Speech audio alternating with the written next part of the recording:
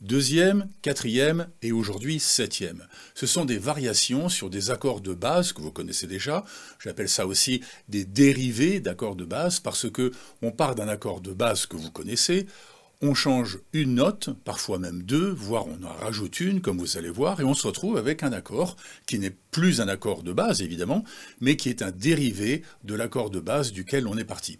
Comment on fabrique les accords quatrième et les accords deuxième, et à quoi ils servent ? Si vous vous posez la question, vous n'avez rien à faire ici.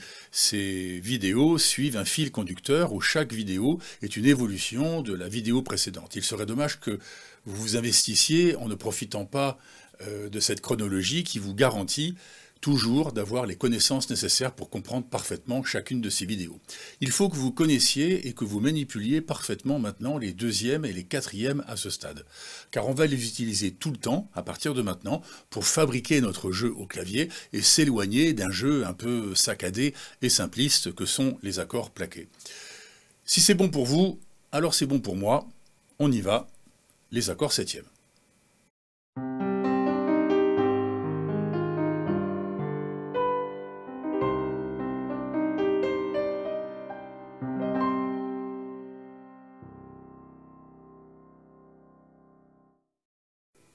Bonjour à tous, je m'appelle Stéphane et je suis ravi de vous accueillir dans cette 24e vidéo, si on ne compte pas les hors-séries, qui sera consacrée aux accords septièmes. Puisque vous avez bien suivi les vidéos dans l'ordre jusqu'à présent, vous avez déjà une bonne idée de ce que ces septièmes peuvent être. Maintenant, quand vous savez qu'une mesure va contenir des la mineurs, par exemple, vous allez pouvoir alterner à votre guise des la mineurs, des la2 et des la4. La chanson Always Remember Us This Way est un parfait exemple. Elle commence par un couplet et la première mesure des couplets de cette chanson commence par une mesure de 4 la mineurs. Alors, au début de la chanson, on les joue, les 4 la mineurs, tout simplement, sur les 4 temps de la mesure, comme ça.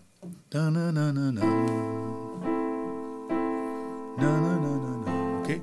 Plus tard dans la chanson, on va pouvoir introduire progressivement des La2 et des La4. On alternera donc des La mineurs et des La2 et des La4. Et des La majeurs alors ? Je vais pouvoir en mettre ? Ben oui, parce que désormais, je connais 4 formes d'accords de La.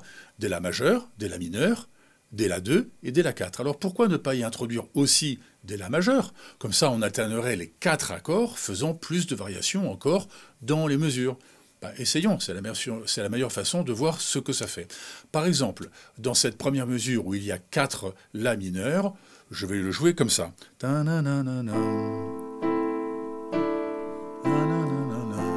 Ok, super, il y a un La4, La, au troisième temps, qui donne un peu de mouvement à la mesure. Si je remplace ce La4 par un La majeur, qu'est-ce que ça fait ?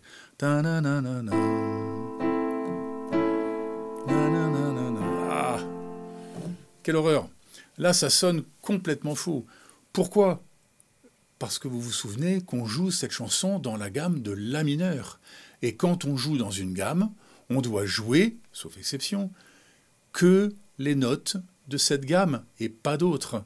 Les accords que composent les couplets et les refrains de cette chanson, dont le C1, sont des accords dont chaque note respecte la gamme de La mineur. Les accords des couplets de cette chanson sont La mineur, Fa majeur, La mineur, La mineur, Fa majeur, Do majeur et Sol. Ces 4 accords respectent eux aussi la gamme de La mineur. Mais si je joue un La majeur, alors je joue un Do dièse. Hein ? La mineur, c'est La, Do, Mi. Mais un La majeur, c'est La, Do dièse, Mi. Et ce Do dièse-là ne fait pas partie des notes de la gamme de La mineur. Donc il ne faut pas s'étonner que ça sonne faux. Alors je rappelle toujours que parfois, oui, on peut sortir de la gamme dans laquelle on joue, mais on ne peut pas faire n'importe quoi. Il faut bien prévoir son coup pour éviter que l'oreille ne sursaute. Mais là, mettre un La majeur là où il devrait y avoir un La mineur ou un La4 ou un La2, ça ne marche pas du tout. Donc on peut mélanger des La mineurs, des La2 et des La4, car toutes les notes de ces 3 accords appartiennent bien à la gamme de La mineur. De la même façon, si on jouait un morceau en La majeur, on mélangerait des La majeurs, des La2 et des La4, car les notes de ces 3 accords appartiennent bien à la gamme de La majeur. Introduire un La mineur quand on joue dans une gamme de La majeur, ferait tout autant un drôle de bruit.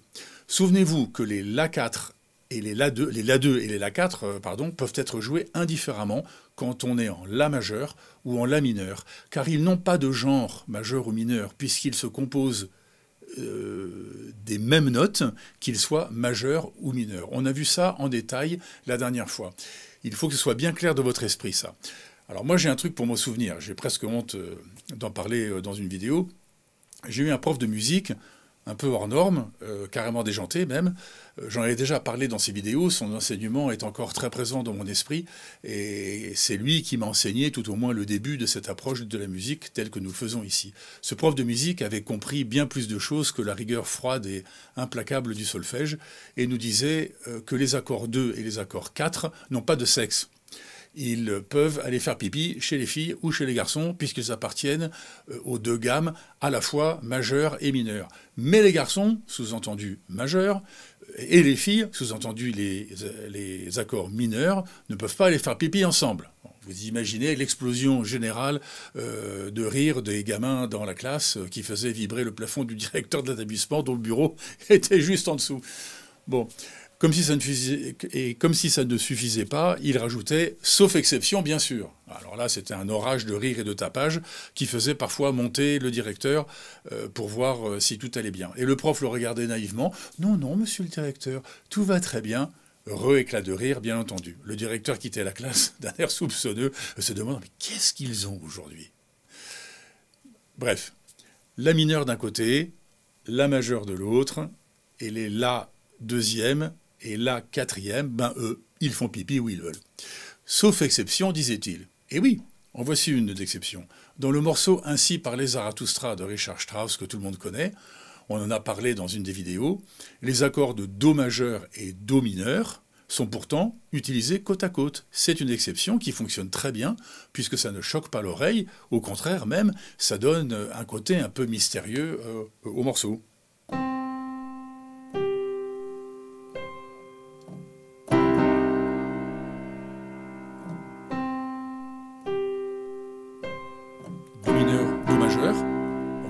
Donc voilà, les accords majeurs et mineurs peuvent donc quand même faire partie de la même phrase musicale, mais il faut faire attention avant de s'y aventurer. C'est clairement une exception, car on a vu que dans le couplet de Always Remember Us This Way, ça ne marche pas du tout, de mettre un La mineur et un La majeur en même temps qui se suivent. Et oui, il y a des règles pour ne pas commettre de fausses notes. Ces règles peuvent être transgressées, mais avec beaucoup de précautions. Ok, je pense qu'on a tout dit sur les deuxièmes et les quatrièmes. Continuons.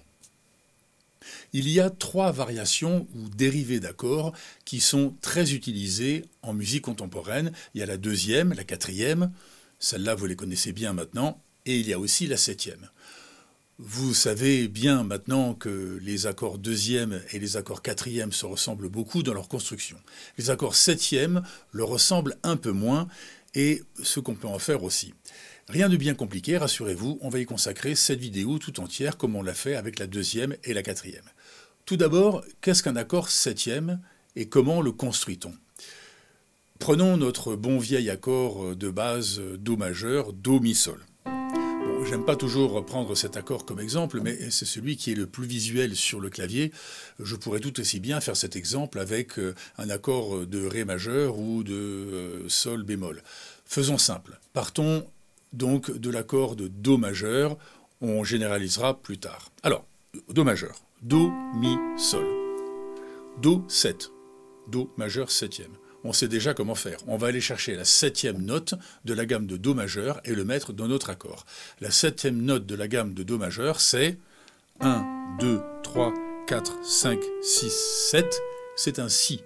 Mon accord de Do majeur septième, c'est donc Do, Mi, Sol, Si. Le voici. Dans un accord septième, on ne retire pas la tierce, comme on le faisait avec les accords deuxième et quatrième. C'est une particularité d'un accord septième. Il est composé de 4 notes, et non de 3, comme le sont les accords de base et les accords deuxième et quatrième. Donc pour fabriquer un accord septième, on rajoute la septième note de la gamme et on garde la tierce. Facile, hein? Jusque-là, tout va bien. Seulement voilà. Il y a un noyau dans le pâté, et je suis poli, Et en fait, même, il y en a deux. Le fait qu'il y ait cette septième et que l'on garde en plus la tierce nous pose deux petits problèmes. On a vu que les accords deuxième et septième n'ont pas de genre. Ils sont ni mineurs ni majeurs, ou si vous voulez, ils sont les deux à la fois, car aucune de leurs notes ne change entre le majeur et le mineur. Ils se jouent donc tout aussi bien avec des accords majeurs ou des accords mineurs. C'était bien pratique, ça. Est-ce le cas aussi avec les accords septièmes? Eh bien non. Regardez, je fabrique un accord de Do majeur, septième. On vient de le faire, je le refais. Je pars de l'accord de Do majeur, et je rajoute la septième. 1, 2, 3, 4, 5, 6, 7, c'est un Si, pardon. Do, Mi, Sol, Si. Maintenant, je construis un accord de Do mineur. Je pars du Do mineur majeur, du Do mineur, pardon. Do, Mi bémol, Sol.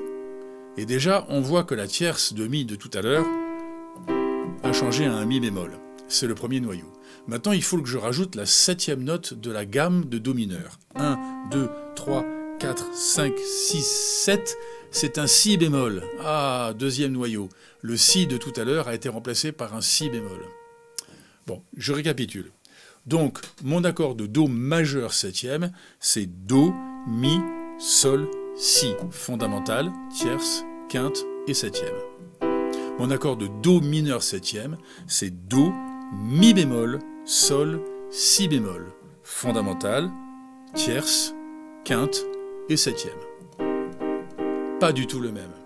Contrairement aux accords deuxième et quatrième, les accords septièmes sont genrés. Chez les septièmes, il y a des garçons et des filles. Il y a donc des accords majeur septième et des accords mineurs septième. Mi 7, par exemple, sera l'abréviation d'un accord de Mi majeur septième. Et Mi petit m 7 est un accord de Mi mineur septième. Dans notre chanson, qui est dans la gamme de La mineur, va-t-on pouvoir jouer des La majeurs? Non, on a déjà essayé tout à l'heure, ça marche pas. Des La majeur septième, non plus. La majeur septième est un accord majeur, on va pas essayer, croyez-moi, ça sera tout aussi moche. Pourra-t-on y mettre des La mineurs? Ben oui, la première mesure est faite avec des La mineurs. Pourra-t-on y mettre des La 2 et des La 4? Oui, parce que ceux-là ne sont pas genrés, donc ils appartiennent en même temps au majeur et au mineur. Parfait, c'est ce qu'on a fait dans les deux dernières vidéos. Pourra-t-on mettre des La mineurs septième? Un La mineur septième, c'est quoi? Je pars de mon La mineur. 1, 2, 3, 4, 5, 6, 7. C'est un Sol, je vais rajouter mon Sol. La, Do, Mi et 7. Et Sol, pardon. Ces quatre notes-là appartiennent bien à la gamme de La mineur. Pas de souci, on pourra utiliser des La mineur septième dans notre chanson qui est en La mineur. Voilà, on sait désormais construire un accord septième et dans quel cas on peut le placer. En fait, c'est assez facile. La tierce d'un accord septième, vous la connaissez déjà puisque vous connaissez de plus en plus d'accords majeurs et mineurs. Vous savez déjà jouer maintenant automatiquement certains accords comme le Do majeur avec sa tierce de Mi, ou le Do mineur avec sa tierce de Mi bémol, le La majeur avec sa tierce de Do majeur, de Do dièse, ou le La mineur avec sa tierce de Do, et puis le Sol, etc., etc. La tierce est donc, à chaque fois que vous jouez un accord, déjà sous vos doigts. Pour la septième, ok, il faut la déterminer en réfléchissant un peu, parce que c'est pas la même selon que l'accord est majeur ou mineur. Comme les accords deuxième et quatrième, n'apprenez pas les accords septième par cœur. Vous irez les chercher quand vous en aurez besoin à l'occasion d'une chanson ou d'un morceau. L'important, c'est que vous sachiez les construire à partir de leurs accords de base que vous connaissez bien, pour les retrouver rapidement en une trentaine de secondes, seulement quand vous en avez besoin. De la même façon que pour les deuxièmes et les quatrièmes, on peut intégrer des accords septièmes par-ci, par-là et voir si ça colle ou pas. Faisons-le avec notre chanson Always Remember Us This Way. Voyons si une septième serait la bienvenue quelque part dans un couplet. Je vous rappelle les accords de base des couplets. C'est La mineur, Fa majeur, Do majeur, deuxième renversement, et Sol majeur. Excluons pour l'instant la possibilité de placer des deuxièmes et des quatrièmes et des bascules. Suite aux dernières vidéos, on sait qu'on peut en mettre et comment, on n'y reviendra pas. Essayons de placer maintenant des septièmes dans les accords de base pour bien entendre le résultat, si oui ou non ça amène quelque chose d'intéressant. C'est le même processus qu'on avait fait avec les deuxièmes et les quatrièmes. Comme vous savez le faire maintenant, je ne vais pas m'étendre dessus. Je vais aller plus vite, comme j'ai l'habitude de faire. Je vais donc essayer rapidement plusieurs solutions. Première mesure du couplet, faite de 4 temps avec des La mineurs.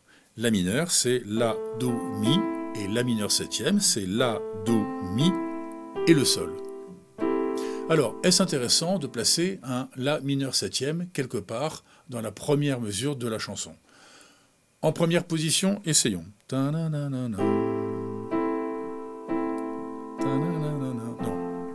c'est moche, ça va pas. En deuxième position, ça fait bizarre. On se demande un peu ce qu'il fait là. En troisième position,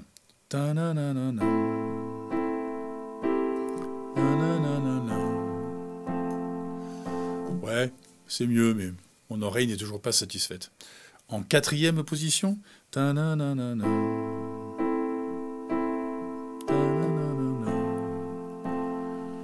ouais, bon, ça pourrait peut-être servir, mais une fois encore, j'ai pas l'impression que ça amène quoi que ce soit d'intéressant. Plus tard dans la chanson, peut-être, je pourrais reprendre ça.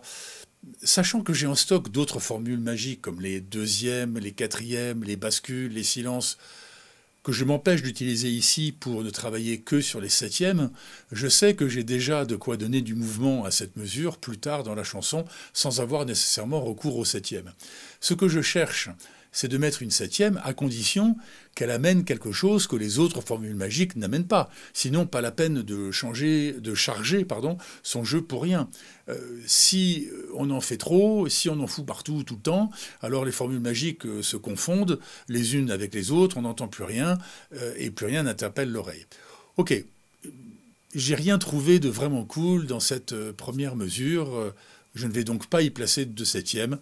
Je laisse cette première mesure comme ça. Deuxième mesure, 4 temps de Fa majeur. Fa, c'est Fa, La, Do. Et Fa septième, c'est Fa, La, Do et un Mi. On fait pareil. Première position sur les 4 possibles.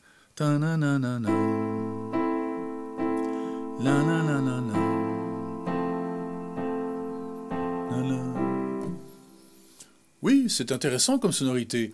On vient du La mineur. On passe directement au Fa 7, qui se résout ensuite par un Fa. Ça marche bien, c'est une possibilité, mais continuons quand même, voir s'il n'y a pas encore mieux. Deuxième position.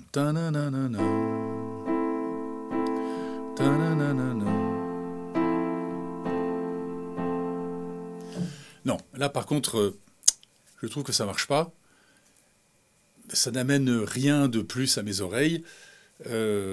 Passons la deuxième position. Troisième position, voyons voir ce que ça donne. Bon,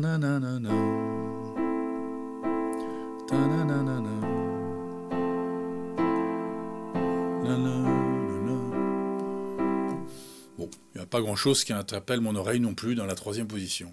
Quatrième position.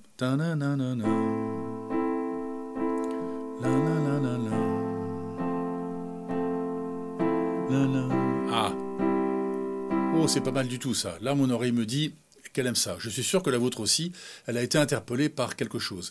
Cette septième à la fin de la mesure de Fa majeur sert de transition vers la mesure suivante avec ses Do majeurs. Regardez. Fa,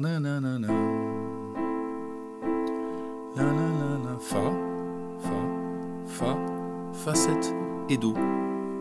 Ah oui, je confirme. Cette septième fait une très belle transition entre le Fa majeur, Fa 7 et le Do de la mesure suivante. Je vais exploiter ça encore un peu plus en accentuant mon jeu et en ajoutant des bascules et même des basses pour voir un peu ce que ça donne. Ah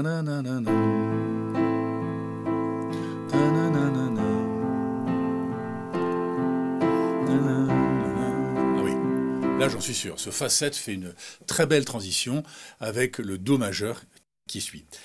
Ça prépare notre oreille à la mesure suivante, ça annonce la mesure suivante. Le Fa 7 en quatrième position, ici, se résout parfaitement avec le Do majeur de la mesure suivante. Pardon.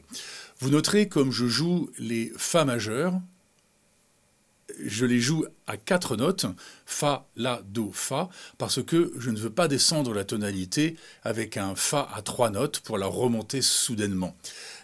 Quand il faudra jouer la 7e là-haut, il faudra bien que je remonte, toujours dans un souci de rester groupé dans la tonalité.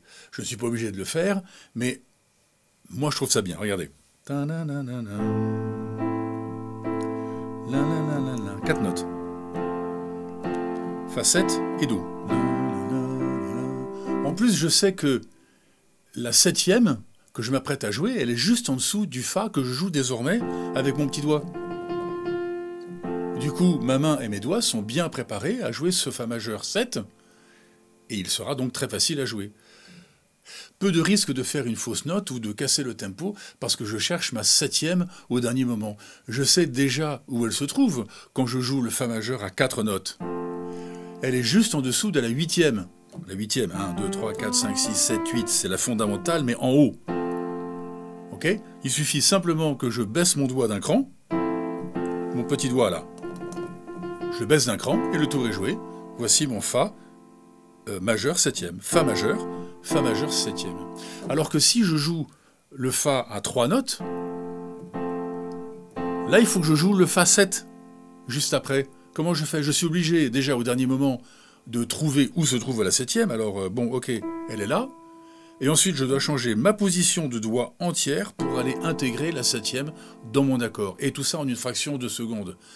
C'est pas impossible à faire, mais pourquoi prendre autant de risques? Il y a trop de boulot à faire là, en une fraction de seconde. Autant préparer son accord tout de suite en jouant d'emblée des Fa majeurs à 4 notes, qui me prépare très bien au Fa 7, qui arrive très vite. Et oui, c'est très subtil tout ça. Vous voyez, ça aussi, ça fait partie du travail à faire en amont pour apprendre à jouer une chanson à votre façon. On se demande où placer les 7e. Et quand on sait où, on détermine comment on va se faciliter la vie en regardant quels sont les accords juste avant et juste après. On essaye de trouver un moyen de fluidifier ce passage, aussi bien pour nos oreilles, car on aime bien grouper son jeu, mais aussi pour nos doigts. Alors qu'est-ce qui interpelle notre oreille comme ça? Pourquoi tout d'un coup et de façon presque surprenante, alors qu'on n'a pas fait grand-chose après tout, la chanson coule mieux et le passage d'une mesure à l'autre devient très agréable à entendre. C'est pour ça que j'appelle ça des formules magiques. On ne fait pas grand-chose, juste ajouter une note, une 7e en l'occurrence, rien de bien spectaculaire, et pourtant ça fait un effet d'enfer. Si c'est pas magique ça... Alors, pourquoi ça fait cet effet?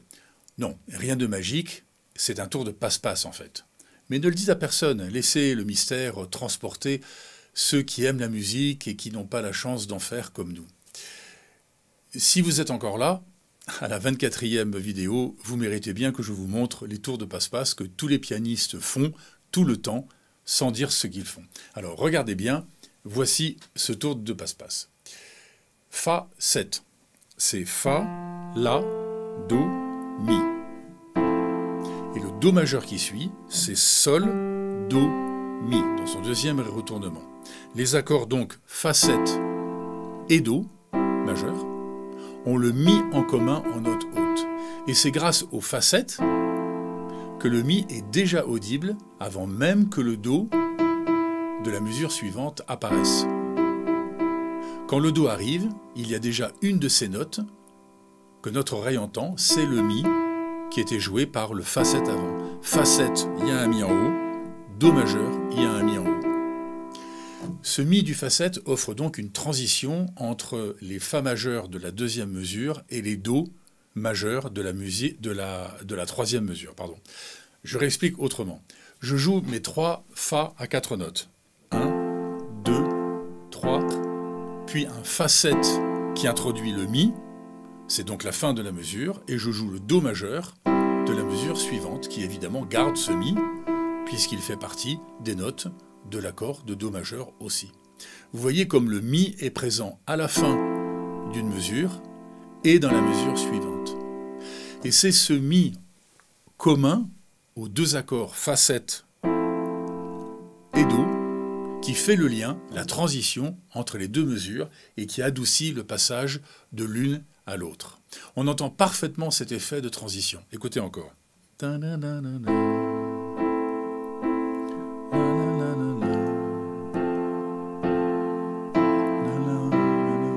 de façon générale, quand on veut faire une transition entre deux mesures, qui ont évidemment des accords différents, on peut chercher une note commune entre les accords en introduisant un accord avec une deuxième, une quatrième ou une septième en fin de mesure. On est quasiment certain de trouver une note commune qui servira d'axe pour passer d'une mesure à l'autre, comme on vient de le faire avec le mi du fa7 et du do qui suit. Alors, pas sûr que ça marche à tous les coups, par contre. Même si on trouve une note commune, parfois ça marche en théorie, puis à l'écouter, on ne sait pas pourquoi, ça sonne pas si beau que ça, et puis de toute façon, c'est peut-être pas ce qu'on a envie d'entendre. Bon. Je m'aperçois que le temps passe et que cette vidéo va être trop longue. On n'a pourtant pas encore tout à fait fini avec les septièmes, on a encore de très belles choses à découvrir avec cette formule magique. Elle est tellement complémentaire au deuxième et au quatrième qu'on a vu en détail jusqu'à maintenant. Et il va falloir que je fasse une autre vidéo pour continuer ce voyage dans la septième dimension. Alors arrêtons-nous là pour cette fois, sinon votre tête va exploser et la mienne aussi. Il vous faut du temps pour intégrer tout ça et je suis conscient que cette vidéo et les deux dernières sont très exigeantes parce que les deuxième, quatrième et septième vous font faire un grand pas en avant d'un seul coup. Tout ce qu'on a fait jusqu'à maintenant, toutes les vidéos passées de cette chaîne ont été orchestrées pour vous amener petit à petit vers les accords avec des deuxièmes, des quatrièmes ou des septièmes. Parce que la maîtrise de ces trois formules magiques vont faire une différence immense dans votre façon de jouer. Si je me laisse aller à toutes les formules, voilà ce que ça pourrait donner.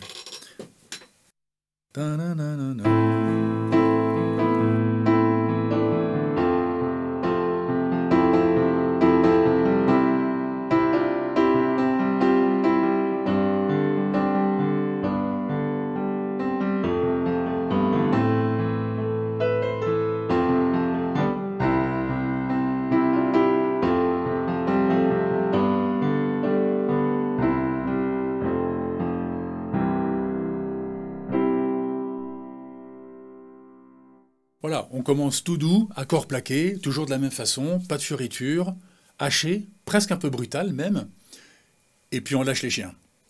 Tout devient vivant, comme je viens de le faire. Réécoutez la chanson, la façon de jouer et l'orchestration de cette chanson représentent parfaitement cette montée en puissance pour retomber à la fin. Allez, je vous laisse bosser, vous connaissez le programme journalier. Essayez de mettre des deuxièmes, des quatrièmes et maintenant des septièmes par-ci par-là dans votre jeu de la chanson. Un like, ça fait toujours plaisir, ainsi qu'un commentaire ou une question. Et abonnez-vous, c'est la seule façon pour moi de savoir combien vous êtes à suivre cette approche de la musique et du piano. Allez, du courage, de la régularité. Oui, je sais, c'est pas si simple de trouver chaque jour une demi-heure que pour soi. Pourtant, c'est la clé, c'est une question de volonté et de priorité. Bien à vous, à la prochaine, et musicalement vôtre.